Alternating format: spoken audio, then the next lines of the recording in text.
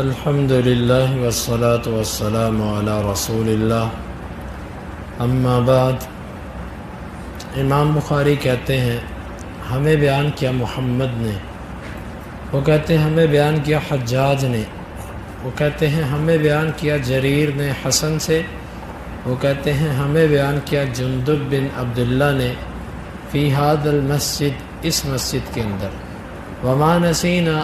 منذ حدثنا، اور ہم نہیں بھولے جب سے اس نے ہمیں یہ بیان کیا، وما نخشى ان يكون جندب كذب على النبي صلی اللہ علیہ وسلم، اور نہ ہمیں اس بات کا ڈر ہے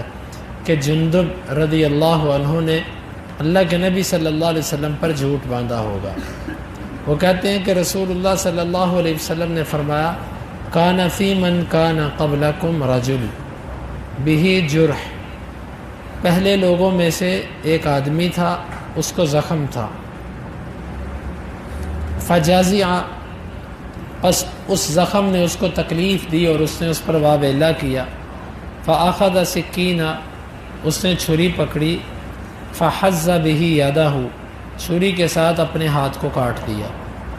فما رقع الدم حتی مات، خون نہ رکا یہاں تک کہ بندہ مر گیا۔ قال اللہ عز وجل، اللہ عز وجل نے فرمایا بادرنی عبدی بنفسہ حرمت علیہ الجنہ، میرے بندے نے میری طرف آنے میں اپنے نفس پر جلدی کی ہے،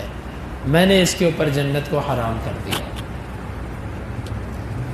اس حدیث مبارک میں اللہ کے نبی صلی اللہ علیہ وسلم نے بنی اسرائیل کے کسی شخص کے بارے میں ذکر فرمایا کہ اس کو زخم تھا اور اس کو وہ تکلیف بڑھ گئی، وہ برداشت نہ کر سکا، اس نے چھری پکڑی اور اپنے اس حصے کو ہی کاٹ دیا، ہاتھ کو کاٹ دیا جس میں تکلیف تھی، کہ چلو نہ ہاتھ رہے اور نہ مجھے وہ تکلیف رہے۔ تو اس نے جب ہاتھ کاٹا تو رگوں سے خون بہنا شروع ہو گیا، وہ رکا ہی نہ یہاں تک کہ بندہ مر گیا۔ اللہ تعالیٰ کے پاس جب گیا، اللہ تعالیٰ فرمانے لگے کہ اس نے میرے پاس آنے میں جلدی کی ہے۔ جلدی کرنے سے مراد یعنی کہ اللہ نے جو اس کے لیے وقت لکھا تھا، گیا تو وہ اسی وقت پہ، لیکن وہ گیا ایک ایسے طریقے سے کہ جس میں وہ اللہ کے ہاں مجرم بن گیا، خود اس نے اپنے آپ کو قتل کیا، یعنی خود کشی۔ اللہ تعالیٰ نے فرمایا کہ میں نے اس کے اوپر جنت کو حرام کر دیا۔ خودکشی کرنے والا شخص، اس کے اوپر جنت حرام ہے۔ اور دیگر روایات کے اندر آتا ہے کہ وہ جس طریقے سے اس نے اپنے آپ کو مارا، جہنم کے اندر اس کو وہی سزا ملے گی، وہ بار بار اپنے آپ کو اسی طریقے سے مارتا رہے گا۔ زندہ ہوگا پھر وہ اپنے آپ کو مارے گا، پھر زندہ ہوگا پھر اپنے آپ کو مارے گا، وہ اسی طریقے سے رہے گا۔ اور نبی کریم صلی اللہ علیہ وسلم نے ایسے بندے کا جنازہ پڑھنے سے، یعنی معزز علاقے کے معززین کو ایسے بندے کا جنازہ پڑھنے سے منع کیا۔ معزز علماء کرام اس کا جنازہ نہ پڑھائیں، اور اسی طرح جو معزز لوگ ہیں عامت الناس میں سے، مذہبی اعتبار سے، دنیاوی اعتبار سے، وہ اس کے جنازے میں شرکت نہ کریں۔ عام لوگ چلے جائیں، کوئی عام بندہ اس کا جنازہ پڑھا دے، مقصد یہ کہ باقیوں کے لیے عبرت بنے کہ اگر کسی نے ایسی غلطی کی تو اس کے لیے سزا یہ ہے کہ اس کے جنازے پر بھی معززین جمع نہیں ہوں گے، اس کی بخشش کی دعا کرنے کے لیے بھی یہ لوگ نہیں آئیں گے۔ باقی جہاں تک اس حدیث کا مسئلہ ہے کہ اللہ تعالیٰ نے اس کے اوپر جنت کو حرام کر دیا، تو اس سے مراد ہے اس کا اول دخول، یعنی جنت کے اندر بغیر کسی رکاوٹ کے اس کا داخل ہونا اللہ نے حرام کر دیا۔ ممکن ہے کہ جب اللہ چاہے اس کو سزا دینے کے بعد جنت میں داخل کر دے، لیکن اس حدیث کا مطلب ہے کہ اللہ نے اس پر جنت حرام کر دی، یعنی بغیر کسی رکاوٹ کے جنت میں داخل ہونا اس پر حرام کر دیا۔ جائے گا لیکن اپنی سزا لے کر، جتنی اللہ نے اس کے لیے رکھی ہے۔ ہاں بعض دفعہ ایسا بھی ہو سکتا ہے کہ جو میرا اللہ چاہے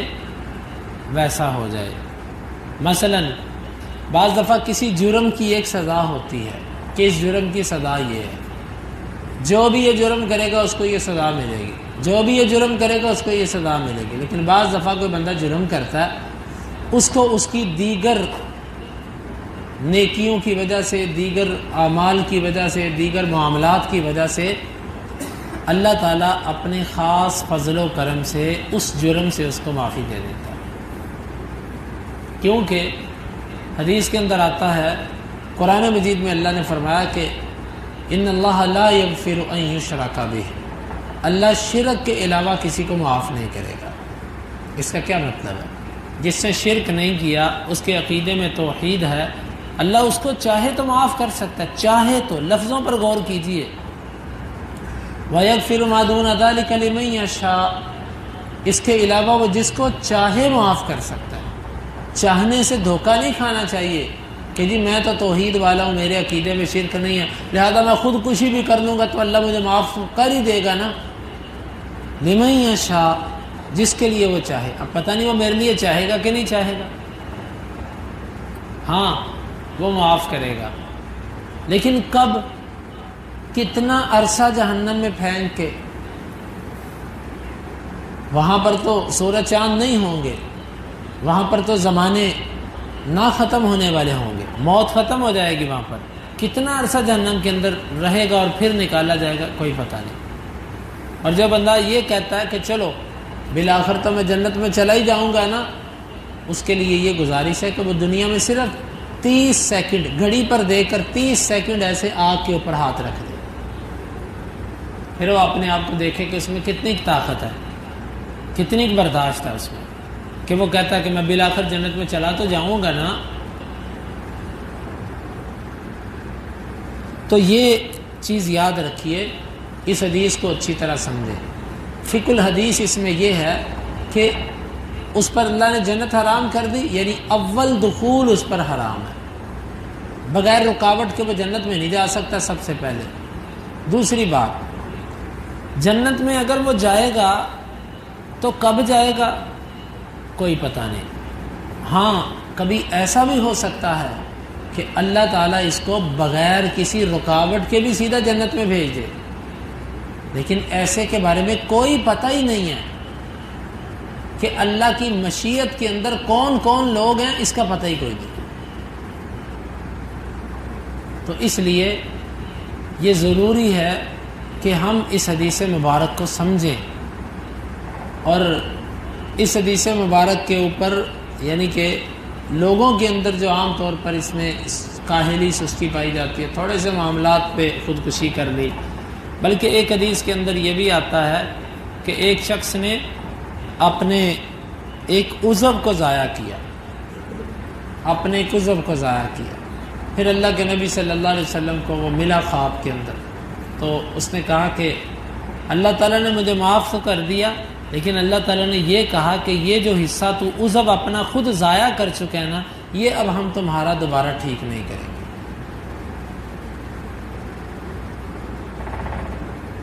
پھر اللہ کے نبی صلی اللہ علیہ وسلم نے دعا کی، اللہ تعالیٰ نے وہ بھی معاملہ ٹھیک کر دیا۔ لیکن گزارش یہ ہے کہ ایسا بھی ممکن ہے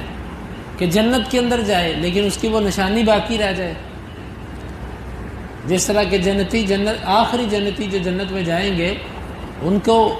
جنت کے اندر کیا کہا جائے گا؟ جو جہنم سے نکال کے داخل کیے جائیں گے، ان کو یہ کہا جائے گا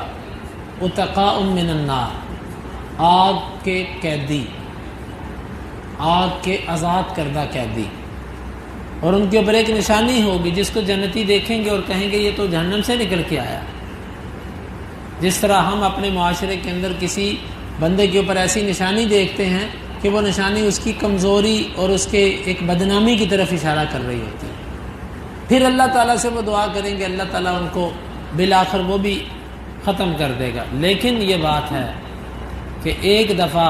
ایک سوسائٹی اور معاشرے میں آپ رہتے ہوں، آپ کے اوپر ایک دفعہ ایک داغ لگ جائے، اس کے بعد آپ اسی جگہ پر رہیں، وہ داغ مٹ بھی جائے تو بات پہلے والی نہیں رہتی۔ کیف وقد قیل، اسی معاشرے میں آپ نے رہنا ہے، یہ بھی نہیں ہوگا کہ آپ یہ جنت چھوڑ کے کسی اور جنت میں چلے جائیں کہ یہاں پر تو سب لوگوں نے مجھے پہچان لیا، میں وہاں جاتا ہوں جہاں مجھے پہچانے کوئی نہیں، رہنا وہیں ہے۔ تو اس لیے اس حدیث مبارک کے اندر جو اللہ کے نبی صلی اللہ علیہ وسلم نے فرمایا نا کہ یہ اللہ نے اس کے اوپر آگ حرام کر دی ہے، جنت حرام کر دی ہے، تو اس کا مطلب واضح ہے کہ اول دخول ہے۔ باقی اس کی وضاحت آپ کے سامنے کر دی۔ اللہ تعالی حق سمجھنے کی اور عمل کی توفیق عطا فرمائے۔ سبحانک اللہم ربنا و بحمدک اشہد ان لا الہ الا انت استغفرک و اتوب الیک۔ حدیث نمبر 3463۔